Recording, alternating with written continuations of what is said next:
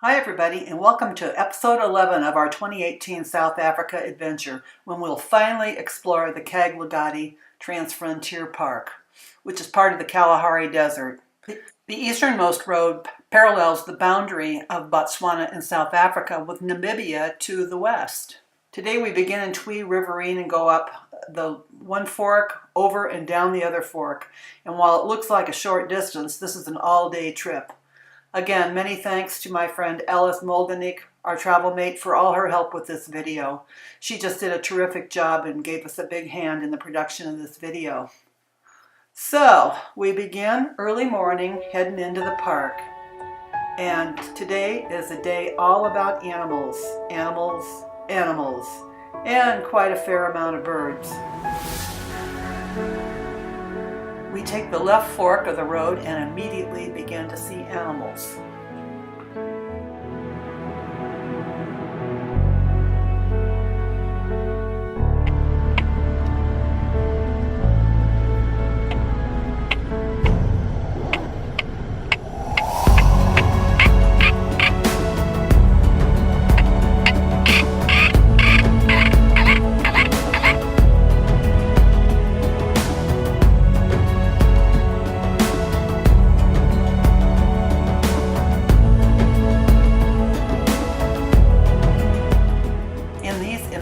You'll see springbok, oryx, and wildebeest or gnus. These lively fellows are blue wildebeest, also known as brindled gnus.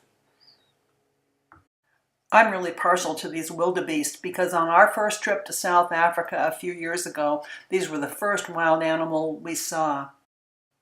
The big fellow guarding the waterhole is an oryx, or gemsbok as it's called in South Africa. These other characters bouncing around with the dark stripe and the white belly are springbok. These are the national animal of South Africa. They're wonderful to watch, and we hope that we get to see them doing their famous move, pronking, during our trip.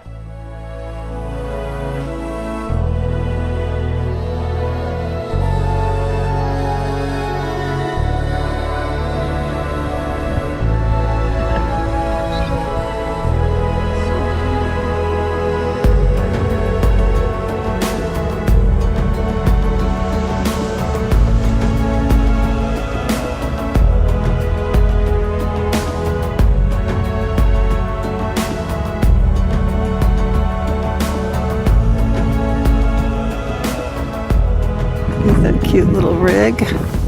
This is a picnic spot. Same as Kruger. You can only get out where there's a picnic spot.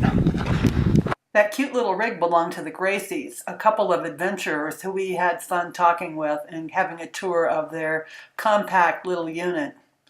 This is one of the few rest stops where you can actually park and get out of your car, eat lunch, enjoy a little bit of wildlife while looking around. In particular, at this site, it was the site of an old homestead, and so there's a museum here that one can look through. Also, the picnic area has covered sites, so it's a great place to get out of the sun and have a picnic lunch. Oh, and I should mention bathrooms. Yay!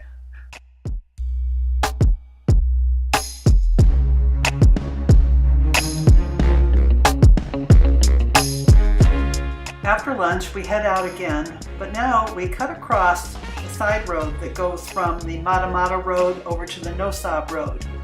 And it was a bumpy trip, very washboardy, but it goes through the red sand dunes, so it was a very different kind of ecosystem than traveling down through the washes. Soon we saw this fantastic black-backed jackal and had a nice sighting with him, and then one of our favorite birds, the Kori bustard. We were so happy to be able to see that wonderful bird again.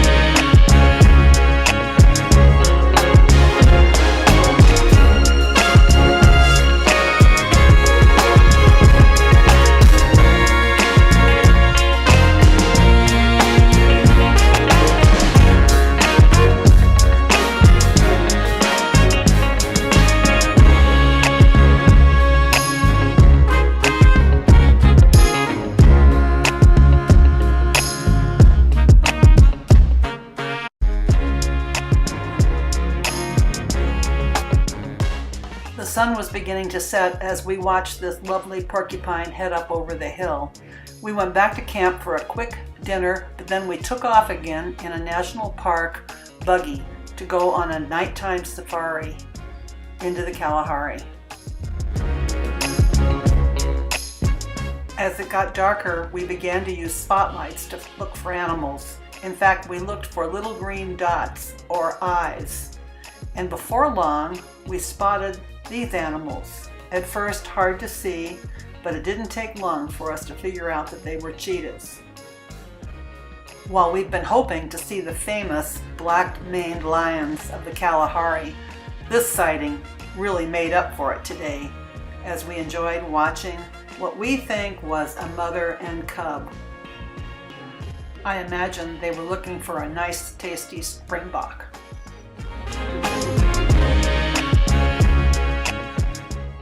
Before long, it was time to head back to camp and call it a night.